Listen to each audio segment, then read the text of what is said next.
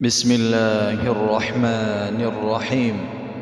يا أيها المدثر قم فأنذر وربك فكبر وثيابك فطهر والرجس فاهجر ولا تمنن تستكثر ولربك فاصبر فإذا نقر في الناقور فذلك يومئذ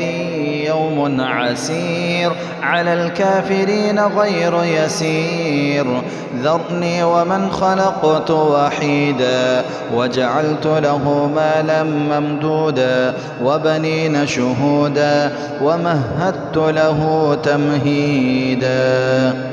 ثم يطمع أن أزيد كلا إنه كان لآياتنا عنيدا سأرهقه صعودا. إنه فكر وقدر فقتل كيف قدر ثم قتل كيف قدر ثم نظر ثم عبس وبسر ثم أدبر واستكبر فقال إن هذا إلا سحر يؤثر إن هذا إلا قول البشر سأصليه سقر وما أدراك ما سقر لا تبقي ولا تذر لواحة للبشر عليها 19.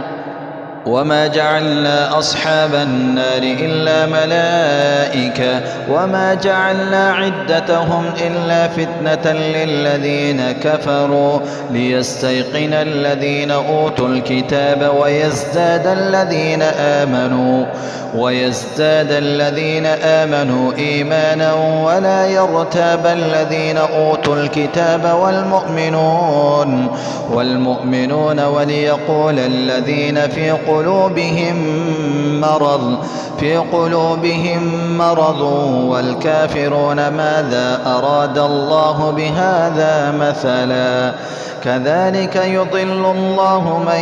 يشاء ويهدي من يشاء وما يعلم جنود ربك إلا هو وما هي إلا ذكرى للبشر.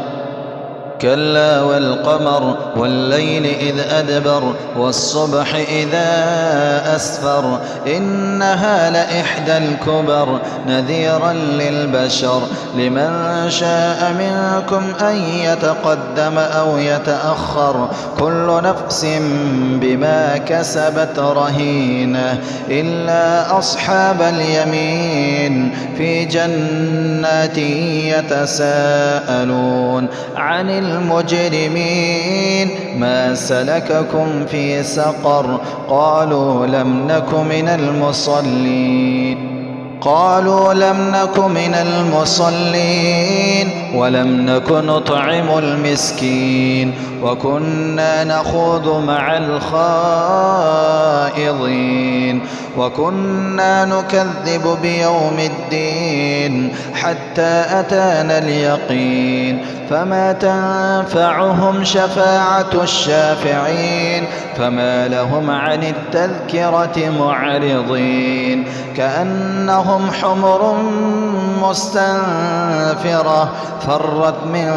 قسورة بل يريد كل امرئ منهم أن يؤتى صحفا منشرة كلا بل لا يخافون الآخرة كلا إنه تذكرة فمن شاء ذكره وما يذكرون إلا أن يشاء الله هو أهل التقوى وأهل المغفرة.